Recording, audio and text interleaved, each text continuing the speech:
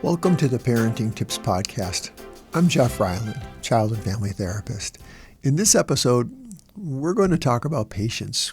Whether you are thinking about this for yourself or for your child, I hope you find the ideas presented here in your parenting journey helpful. Have you ever heard of the marshmallow test? Here's a quick backstory. In 1970, Stanford psychologist Dr. Walter Mischel set up an experiment to try to measure a 4-year-old child's ability to delay gratification, to wait. It was called the marshmallow test. Each child, age 4, sat at a table in a small room with a marshmallow on a plate in front of them. They were told they could have the marshmallow right away, or they could wait for about 15 minutes, and if the marshmallow was still there, they could have a second marshmallow. Then the researcher left the room. The experiment is precious to watch, and there are many YouTube videos that show children trying to find ways to delay gratification. Some kids covered their eyes, some kids look away, others sang songs or talked to themselves, they fidget with their hands and feet. There were many creative attempts by children to try to wait 15 minutes in order to have both marshmallows. This part of the experiment itself is fun to consider in that by age 4, children are starting to think about ways to be able to wait. What is fascinating is that these same children were followed for the next 4 decades to learn more about how they turned out. Researchers were surprised to find that children at age 4 who could wait for the second marshmallow also were more likely to achieve higher SAT scores in high school, to have higher academic achievement, and generally greater attainment of long-term goals. It's important to note that being able to delay gratification, eating a treat at age 4, does not cause success later in life. These two things appear to be correlated. This means that they're somehow related. What is also now known about the original Stanford research is that the children and the participants of the study were mostly children of faculty and students at Stanford University attending the campus daycare center. This is not exactly a broad and diverse population of children to draw big conclusions from. In fact, follow-up studies with the more diverse demographic of children have had similar but less robust results.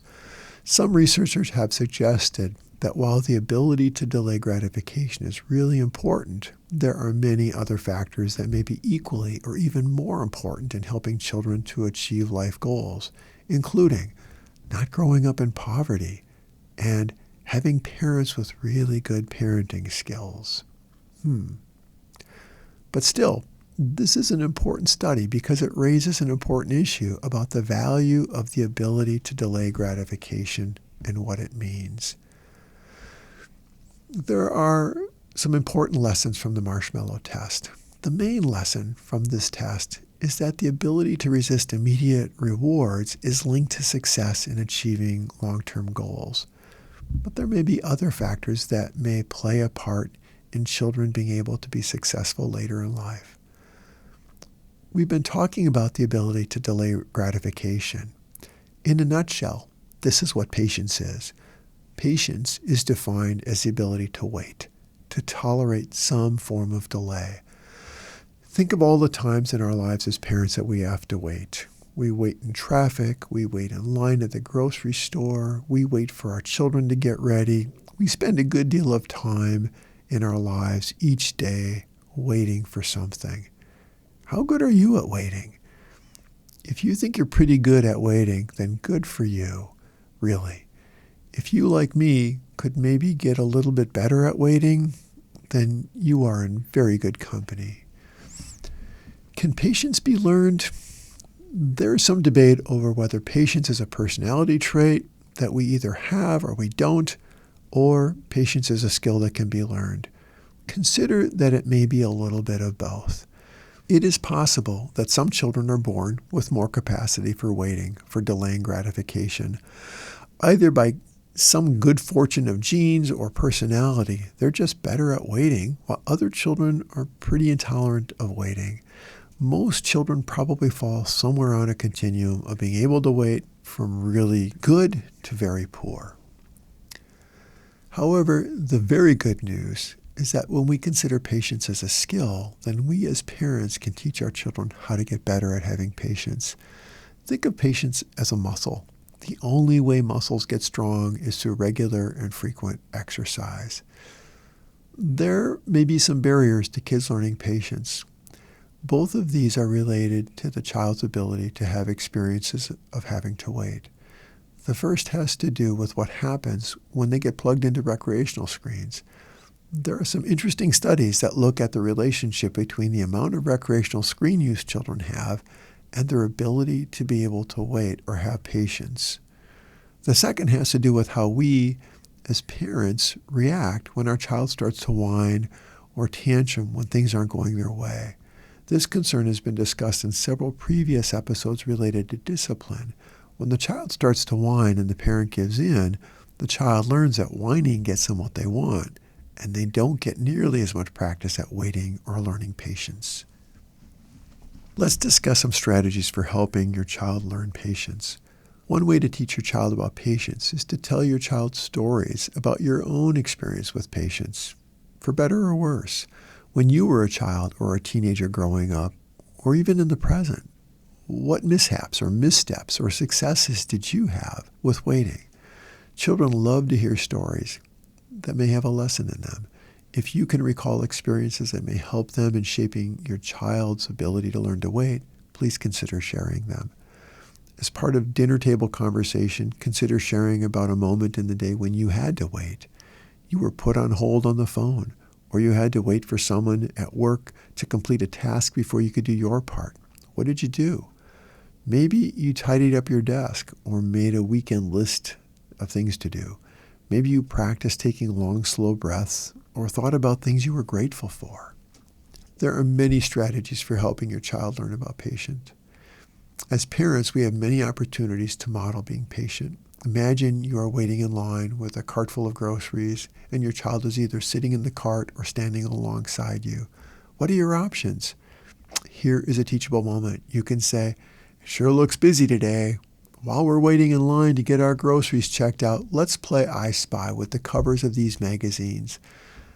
This is much better than diving onto your phone and leaving your child without options. Before you get to the waiting room or other place you know will have to wait, come prepared or create activities on the spot that may help your child to learn to wait. If the space you are waiting in has a window, engage your child in a game of I Spy. You can do the same for a larger waiting area with no windows. Some parents wisely carry a deck of cards or some other activities for young children to keep them occupied. While handing them a cell phone may be their first choice, it would be wise to create a little diversity in your child's toolbox for waiting, in case having a cell phone starts to create a whole new set of problems because they don't want to give it up or expect it anytime they have to wait. While waiting can be a frustrating experience for most of us, try reframing it. What good can come from waiting? Sometimes when we wait, life slows down just a little. We can step back and think about what we have already done and what is going well in our lives. We can look at waiting as an opportunity to learn something new and get some practice at something we'll have to continue to do all of our lives, to wait. Another strategy is to play waiting games.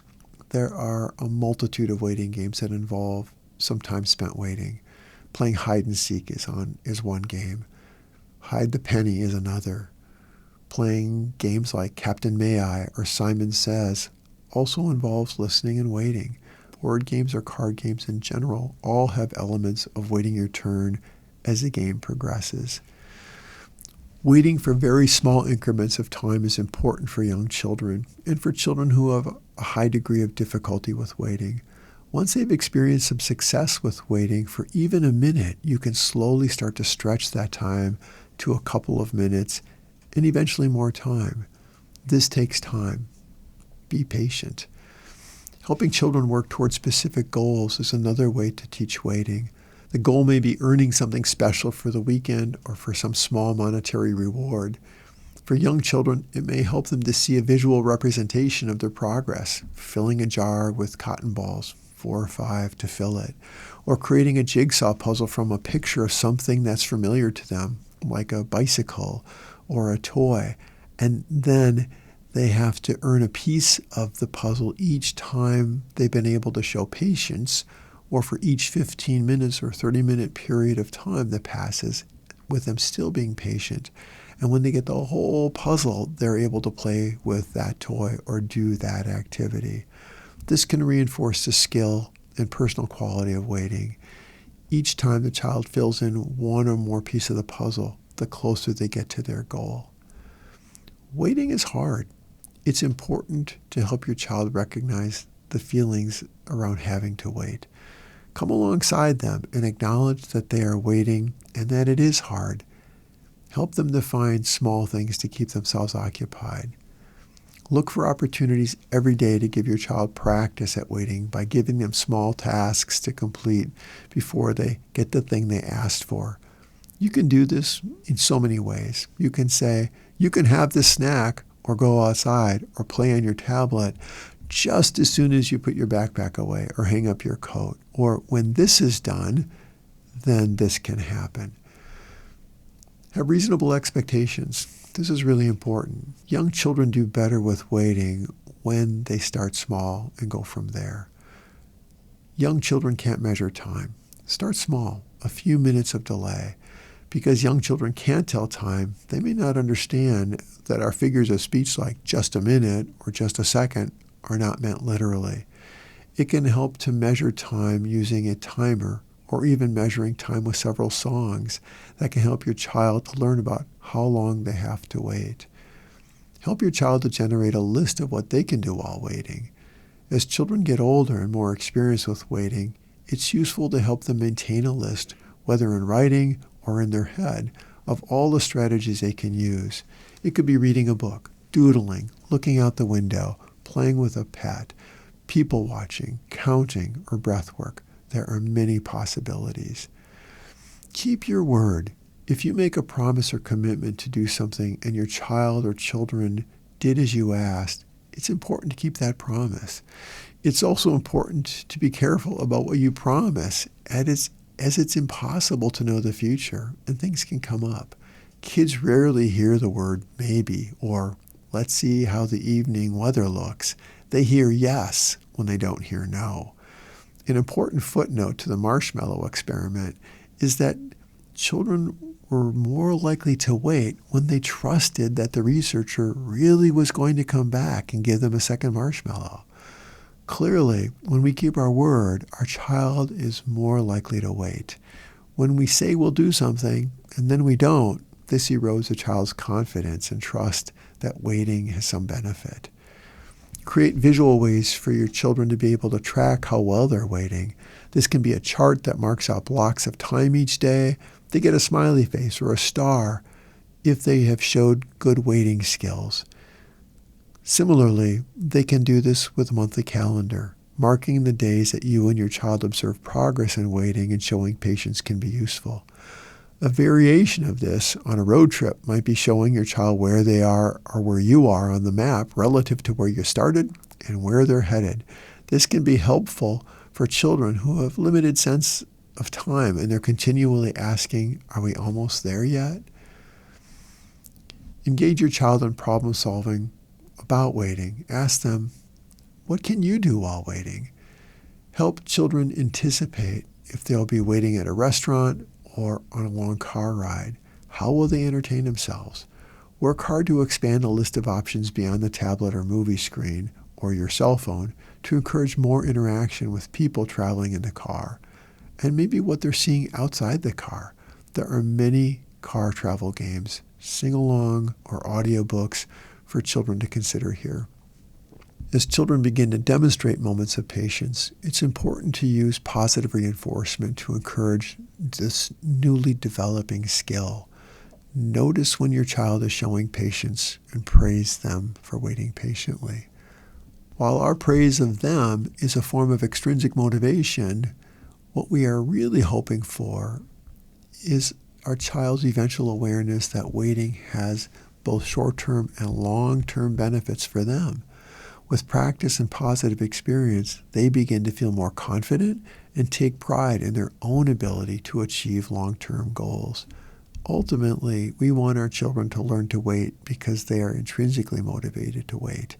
Good things really do come to those who are patient and wait. In this episode, we looked at ways to help you guide your child in building skills to become more patient. One key point to remember is how you show patience yourself. You can practice patience every day. When you do this mindfully with your child, you are modeling for them how to learn to delay gratification and to wait. Learning to wait, delay gratification, hold off on an immediate reward for something greater or better is a crucial life skill. Give yourself some credit. What do you already do that is helping? And what ideas have been presented in this episode that you might like to try? Thank you for tuning in and considering this parenting topic. I hope that this information added to your growing toolbox for parenting your child or children. Please consider exploring other topics in this series. Remember, no one parenting tool can do everything. We need many tools to become the best parents for our children. Your children's future depends on you and the time and effort you invest in them today.